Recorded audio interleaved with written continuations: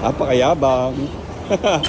What is up mga kuys, no? Kamusta na kayo? Pasensya na at napakatagal kong mag-upload ng mga video. Alam ko marami nagtatanong at nagtataka kung kamusta na ba si Bentoy. Eto siya, huwag kayong mag-alala dahil sitting pretty lang naman siya. At kung napanood nyo naman yung last video natin, ay meron naman tayong biniling pang upgrade para sa kanya. Buti nilang wala masyadong naging aberya nung pauwi na kami ng Pilipinas. Pero kinailangan muna namin siyang timbangan sa airport para ma-sure na hindi siya e-excess dun sa baggage namin. Napagkabigat naman kasi mga kuys. Pero para kay Bentoy naman kasi yan, kaya walang bigat-bigat. Kinabahan lang kami kasi nung nasa Pilipinas kami, napakatagal lumabas sa conveyor. Nakuha na nga namin lahat ng luggage namin pero yung item na binili namin hindi pa lumalabas. Makatapos nga ng ilang minuto namin pag-aantay, mayroon na kami nakitang liwanag. Lumabas na yung pinaka-aantay namin na baggage. Kaya naman, abot tayo nga ng ngiti nung nakita namin siya. Safe na safe naman siya nakarating ng Pilipinas. Balik naman tayo dito kay Bentoy. Pagka uwi nga namin, agad-agad ko na siyang dinalaw. Tinignan ko kung anong kalagayan niya. The usual, medyo malalambot na naman ang mga gulong. Yung interior, medyo may mga sapot-sapot na. Tapos puro alikabok na din dahil hindi na nga okay yung car cover niya. Agad ko na nga kinuha kay Lexi yung binili namin. Actually, nabuksan ko na to. Pero ito, papakita ko sa inyo kung ano ba talaga to. At para saan ginagamit to. So, makikita nyo mga kuy. So, meron siyang RB25 na sticker. So, upgrade siya para sa engine. Ang tawag dito is Grady Style Cast Aluminum Intake Manifold or FFP. Front-facing plenum. Or sa madaling salita, intake manifold siya. May mga kasama na din siyang hose at mga bolts and nuts. So ito nga pala yung itsura niya habang stock pa siya ay ang mga nakabilog. Medyo maraming paikot-ikot na mga hose at kung ano-ano pa. So pag pinilitan siya, magiging ganito yung itsura niya. Mag-iiba na rin yung pipings niya papuntang intercooler. Mas iiksi na siya at hindi na siya lalakbay ng malayo. So ang advantage nun, mas maganda yung higop ng hangin niya. Pakita ko sa inyo soon pag napakabait ko na. Shoutout na nga rin pala sa napakabait nating followers. Nagbigay sa atin ng car cover. Jovi Valencia, maraming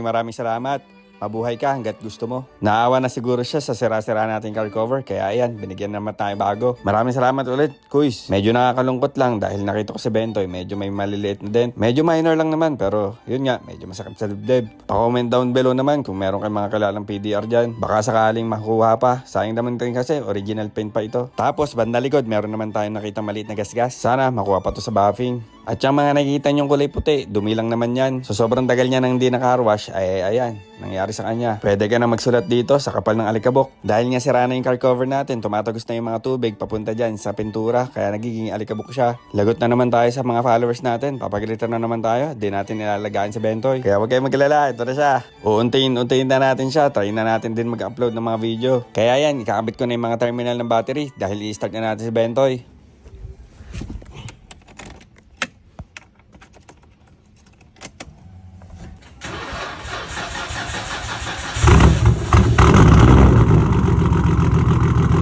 Aba nga naman, sabi nga nila, maganda daw tong pangitain pag nagtutubig-tubig pa yung tambucho. Aba nga naman, napakagaling talaga ni Bentoy. So ilalabas muna natin si Bentoy dahil nga yung tagal na natin di siya nagagamit. I-warm up muna natin dito sa village natin, paikot-ikot, bago natin siya tuluyang ilabas. Para maramdaman natin yung condition niya, kung may problema ba siya o wala. Bukod sa laging flat yung gulong niya, at isa pang problema natin ay yung power steering natin. Yung rack and pinion natin na laging tumutulo. Kaya kailangan na rin natin siyang ipagawa dahil nga napakalakas talaga ng tagas niya. Ayan yung mga kuys, kita nyo yung basa na yan. Sa rack and pinion galing yan.